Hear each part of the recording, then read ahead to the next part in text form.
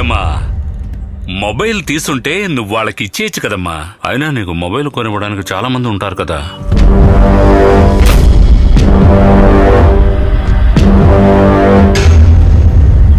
Sorry sir, నా దగ్గర ఉన్న ఆ మొబైల్ మిస్ అయింది. ఏంటి మొబైల్ మిస్ అయిందా? మొబైల్ మాత్రం రాలేదు. ఏంటి? Calm down. లేదు సార్, మొబైల్ తన దగ్గరే ఉంది సార్.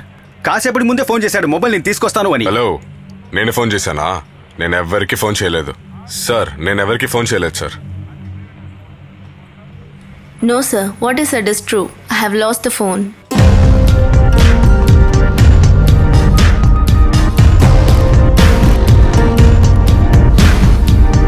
ఇంగ్లీష్ మిస్ చేసిన ఫోన్ ఎక్కడ మేడం?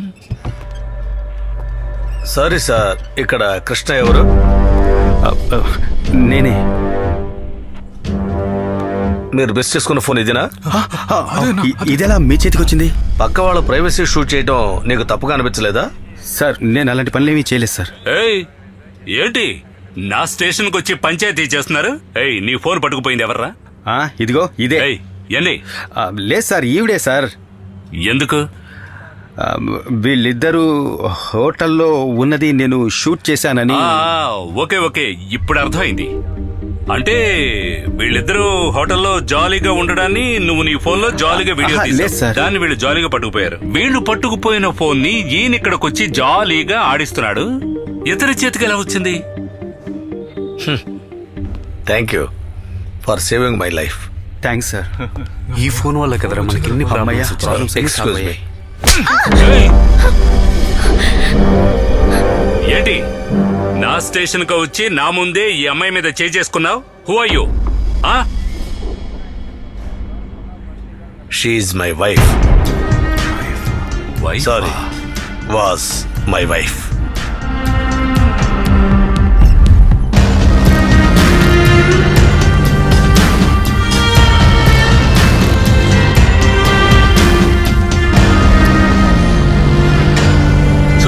ఇదే అలాంటి కేసు మన లిమిట్ లో రాదు. ఇలాంటి వాళ్ళని గోబ పగిలిపోయేలా కొట్టాలి. చెప్పా. ఏయ్ ఏంటా చూపు?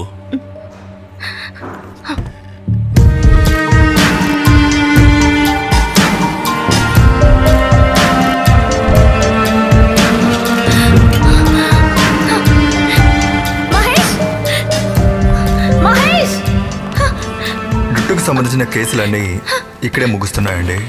అలాగే వీళ్ళ తరువాతి ప్రయాణం కొనసాగుతూనే ఉంటుంది. ఈ రీతా జీవితం ఒకవేళ డైవర్స్ వరకు వెళ్ళొచ్చు, లేకపోతే మహేష్ అన్నిటినీ మర్చిపోయి తనని ఏలుకోవచ్చు.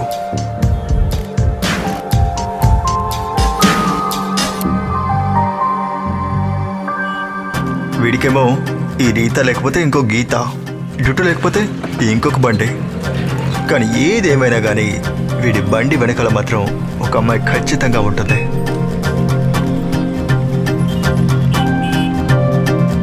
ఇక మీదట ఈ కుర్రాళ్ళ జీవితం కోర్టు జైలు అంటూ వెళ్ళి చేసిన తప్పు గ్రహించి ఖచ్చితంగా వాళ్ళలో మార్పు వస్తుంది. అలా గనక మీరు అనుకున్నారంటే అది చాలా పెద్ద తప్పు.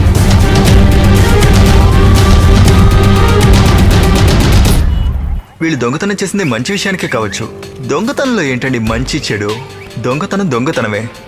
ఆ తర్వాత ఇన్ని సమస్యలకి కారణమైన అలాంటి ఫోన్లో కొని ఈఎంఐ కట్టడం కోసం కృష్ణ ఇప్పుడు పనికి వెళ్తున్నాడు. ఈ కేసు తర్వాత అరుణ్ తన పనిలో చాలా జాగ్రత్తగా ఏ తప్పు జరగకుండా చూసుకుంటున్నాడు. కానీ రఫీక్ అమ్మాయిలకి సాయం చేయడానికి అదే తోపుడు బండిలో ఇంకా పనిచేస్తున్నాడు. ఇప్పుడు సోమసుందరం చాలా సంతోషంగా ఉన్నాడు, ఎందుకంటే అతని సర్వీస్ లో ఫినిష్ చేసినటువంటి మొదటి కేసు ఇదే. సార్ వస్తాను సార్, తీసుకున్నాడు సార్. ఏయ్ సార్, ఇకపైన బండి అద్దెకిచ్చేటప్పుడు కొంచెం చూసి అర్థమైందా? లేదంటే పోలీస్ స్టేషన్ ఎక్కి బరువు తగ్గిపోతావు. మోహన్ చూడు.